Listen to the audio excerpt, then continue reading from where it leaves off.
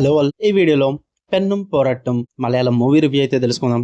Recent గానే Netflix లోకి అయితే తెలుగు డబ్బింగ్ తో పాటు స్ట్రీమింగ్ వచ్చింది.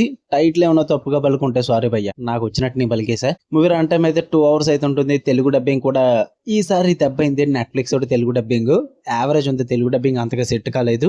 స్టోరీ ప్లాట్ విషయానికి వచ్చేస్తే ఒక విలేజ్ అయితే ఉంటుంది. ఆ విలేజ్ లో ఒక హౌస్ లో పెరుగుతున్న చుట్టూ అనే కుక్క అయితే అక్కడి నుంచి వాళ్ళ వానర్ని కరిచి తప్పించుకోవడం అయితే జరుగుతుంది భయ్య. దాన్ని పట్టుకోవడానికి ఊరు వాళ్ళందరూ కూడా ప్రయత్నిస్తూ ఉంటారు. ఎందుకంటే దానికి ర్యాబిస్ వచ్చిందన్న రూమర్ స్ప్రెడ్ అవ్వడంతో. దాని తర్వాత ఏం జరిగింది, మరి ఆ కుక్క ఎందుకు తప్పించుకోవాలనుకుంది, అసలు ఆ ఊర్లో ఏం జరుగుతుంది, వీడి చుట్టూ నడుస్తుంది స్టోరీ అనేది. స్టోరీ నేను జస్ట్ ఇంట్రడక్షన్ ఇచ్చాను, ఇంకా స్టోరీ లోపల వేరే సబ్ ప్లాట్స్ కూడా రన్ అవుతూ ఉంటాయి అనమాట. మీరు చూసి తెలుసుకోవాలి అవి. ఇక నాకు ఎలా అనిపించింది ఈ మూవీ అంటే, నాట్ ఫర్ మీ భయ్య, నాకైతే కాదు.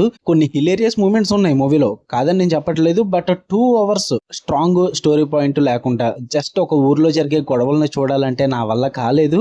నాకు చాలా బోర్ కూడా వేసింది మూవీ అన్నది.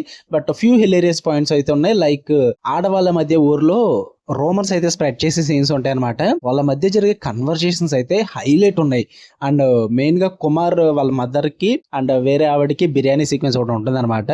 చదివింపులు అంటారు కదా, చదివింపుల సీక్వెన్స్. నీ భలే నవ్వుకున్నాను ఆ సీక్వెన్స్ దగ్గర. మాస్టర్ అని చెప్పేసి ఒక డార్క్ రాలంగ్ మావయ్య క్యారెక్టర్ ఉంటుంది. ఆ క్యారెక్టర్ ఒకటి బాగా వర్కౌట్ అవుతుంది. అండ్ మెయిన్ చుట్టూ క్యారెక్టర్ ఏదైతే ఉందో డాగ్ ది, దాంతో వచ్చే సీక్వెన్సెస్ కూడా కొంచెం బాగానే వర్కౌట్ అయ్యాయి.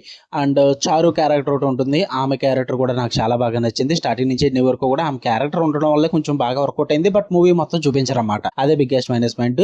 స్టార్టింగ్ అండ్ ఎండింగ్ పడతాయి అంతే ఆమె సీన్స్, అవి కూడా బాగా నడిపించాయి. ఉన్నదంతా కూడా నాకేం వర్కౌట్ అవ్వలేదు భయ్య. అంటే మొత్తం సినిమా అంతా కూడా క్యారెక్టర్ చుట్టూరే నడుస్తుంటుంది.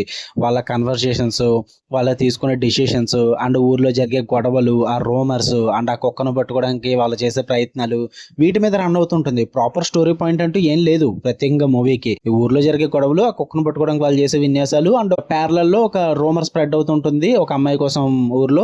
ఇది అంతే, ఇదే స్టోరీ అనమాట. దీని మీద మొత్తం చూపిస్తుంటారు. అదంతా కూడా నాకు చాలా బోరింగ్ అనిపించింది. అంతకుముందు చాలా మూవీస్ లో చూసేసాం మలయాళంలో ఈ టైప్ ఆఫ్ మూవీస్ అన్నవి. అంటే ఊర్లో జరిగే గొడవల మీద రన్ అయ్యే సీక్వెన్సెస్ అన్ని కూడా.